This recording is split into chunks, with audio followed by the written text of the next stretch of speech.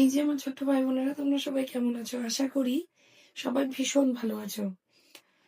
তো প্রথমে একটা কথা বলি,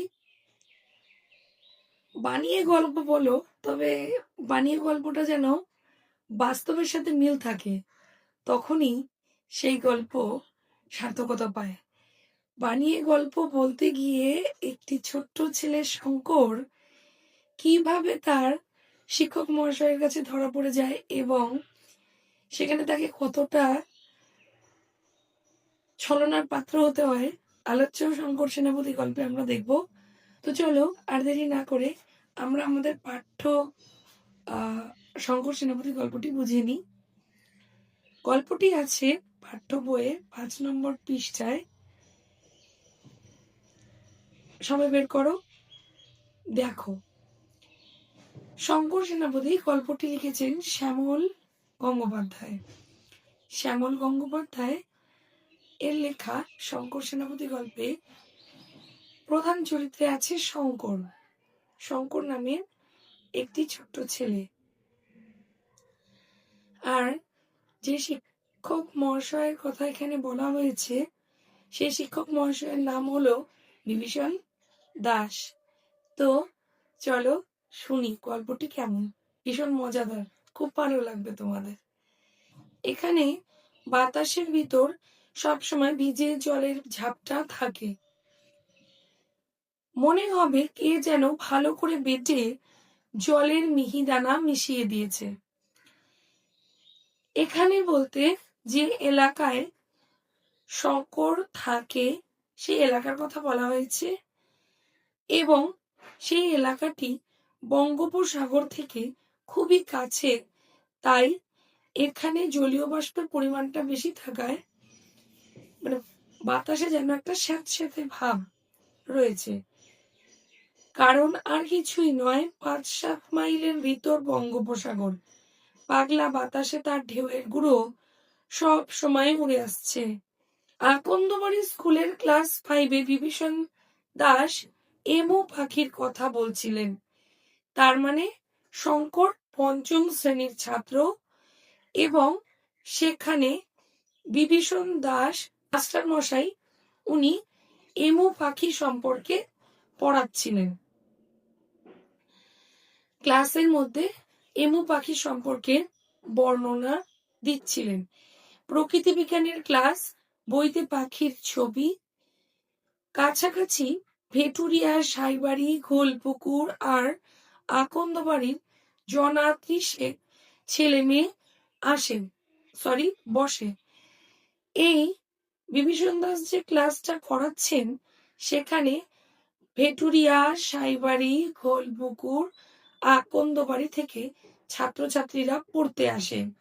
স্কুল বাড়ির ছাদে টালি, মাটির দেওয়াল, মানে স্কুলটা কাঁচা বলতে পারো, মানে উপরে টালি, টিনের চাল যে থাকে সেটাও না, টালির ছাউনি দেওয়া, মাটির দেয়াল, মাটির মেঝে অর্থাৎ কাঁচা স্কুল ঘর, কাঠের বেঞ্চ, জানালায় কোনো শিক নেই।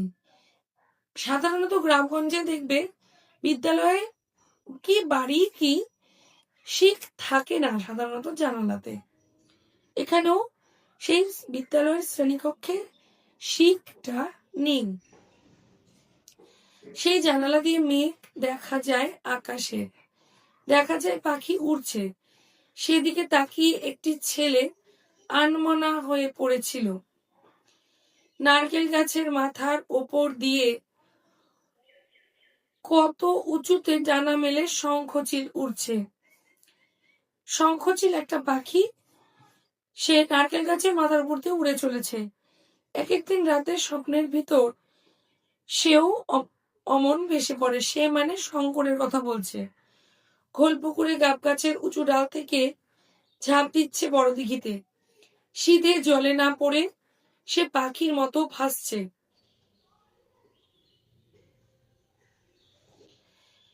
ডানার বদলে 2 হাতে বাতাস কেটে শঙ্কর স্বপ্ন দেখছে সে শঙ্খচিলের মতো উড়ে চলেছে।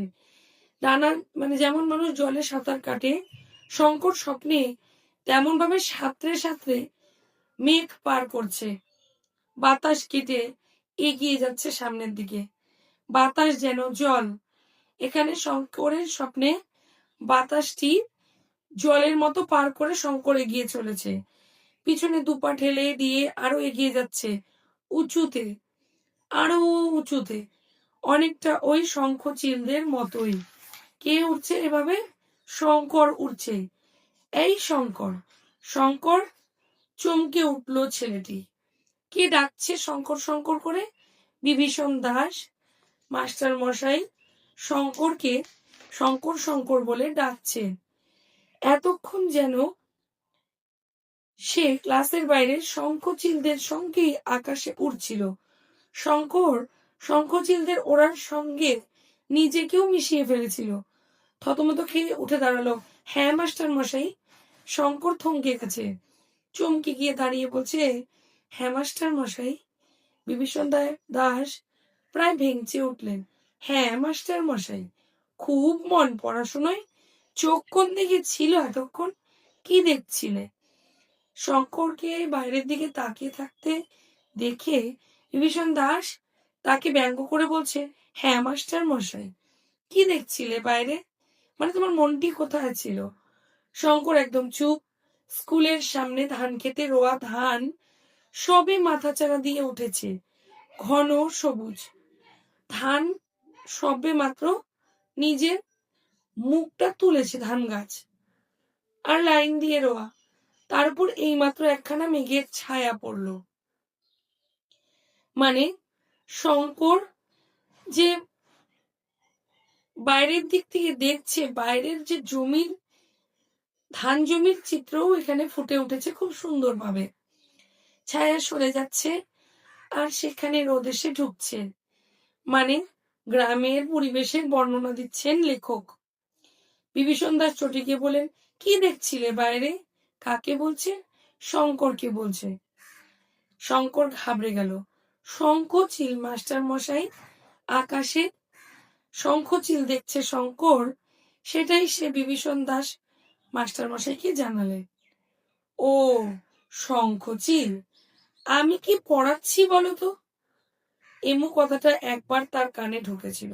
দেখো, আমরা অন্য ধানে থাকলেও আমরা যে জায়গায় বসবাস করছি বা যেখানে উপস্থিত রয়েছি, সেখানকার কিছু না কিছু কথা কিন্তু আমাদের কানকে এড়িয়ে যেতে পারে না, অর্থাৎ কানের ভিতর ঢোকে। সেখানে শঙ্করও বাইরের চিত্র দেখতে দেখতে হঠাৎ করে মাস্টার মশাই যে এমু পাখি সম্পর্কে কথা বলছিলেন, প্রকৃতি বিজ্ঞানের ক্লাস, এমু পাখি সম্পর্কে পড়াচ্ছেন, এমু পাখির কথাটি শঙ্করের কানের মধ্যে প্রবেশ করেছিল। শঙ্কর তাই বুক ঠুকে বলছিল, এমু পাখি মাস্টার মশাই, এমু পাখি দেখেছো কখনো? বিভীষণ দাস শঙ্করকে প্রশ্ন করছেন, এমু পাখি কি কখনো দেখেছো? হ্যাঁ মাস্টাই। এদিকে সবাই মাস্টার মশাই কথাটা তাড়াতাড়িতে বলে মাস্টাই। কোথায় দেখলে? কে জিজ্ঞেস করছে? বিভীষণ দাস জিজ্ঞেস করছে শঙ্করকে যে এমু পাখি কোথায় দেখেছে সে।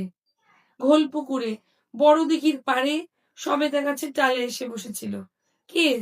এমু পাখি শঙ্করের মন গড়া গল্পে সবেদা গাছের ডালে এসে নাকি বসেছিল। আচ্ছা, তোমরা কি এমু পাখি সম্পর্কে মানে শুনেছো? এমু পাখি কিন্তু অনেক বড় পাখি। সেটি উঠতে পারে না, হেঁটে পথ চলে, দৌড়াতে পারে, কিন্তু উড়তে পারে না, ডানা ডানা মেলে উঠতে পারে না। সবেদা গাছের ডালে এসে বসেছিল। কেমন দেখতে সে এমু পাখি? বিভীষণ দাস শঙ্করকে ব্যঙ্গ করে এই কথাটি বলল। শঙ্কর বুঝলো কোথাও একটা বড় ভুল হয়ে যাচ্ছে। শঙ্কর বুঝতে পারলো যে কোথাও না কোথাও একটা ভীষণ বড় ভুল তার হয়ে যাচ্ছে, না হলে মাস্টার মশাই তাকে এভাবে ব্যঙ্গ তামাশা নিশ্চয়ই করতো না। তাই সেই এর কথায় ঠাট্টার সুর। তবু তার যেমন মনে পড়লো তেমনই সে বলল, খুব গাঢ় ছাই রং মাস্টাই। মানে গাঢ় ছাই রঙের লেবু পাখি সে ঘোল পুকুরে সবেদা গাছের ডালে এসে বসতে দেখেছে। বাজ পাখির চেয়েও বড়, চওড়া বুক, উড়ে গেলে ডানায় বাতাস কাটার শব্দ হয় জোরে, এমনি অন্য পাখিরা তখন ভয়ে সরে যায়। বলি, এটা কি পঞ্চানন অপেরা পেয়েছো? অপেরা মানে নাটকের মঞ্চ, যেখানে বানানো গল্পের নাট্যশৈলী দেখানো হয়। নাটক জিনিসটা কারোর না কারোর কল্পনা শক্তির দ্বারা তৈরি কোনো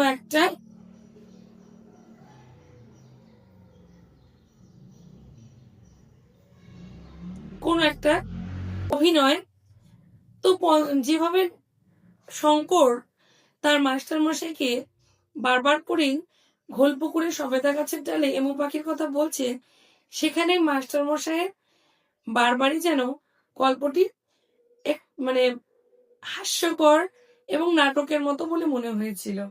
সে বলেছে যে, বলি এটা কি পঞ্চানন অপেরা পেয়েছো? বানিয়ে বানিয়ে যে পার্ট বলে যাচ্ছ, খুব বানিয়ে বানিয়ে পার্ট বলে যাচ্ছে বলেই মনে হয়েছে বিভীষণ দাসের শঙ্করের কথাবার্তা। সারা ক্লাস হাসিতে পেটে পড়ল। বিভীষণ দাস কড়া মাস্টার মশাই গম্ভীর গলায় বললেন, এমু পাখির বাসস্থান আন্দিজ পর্বতমালা। 3 বছরে একবার মোটে 2টো করে বড় বড় ডিম পাড়ে।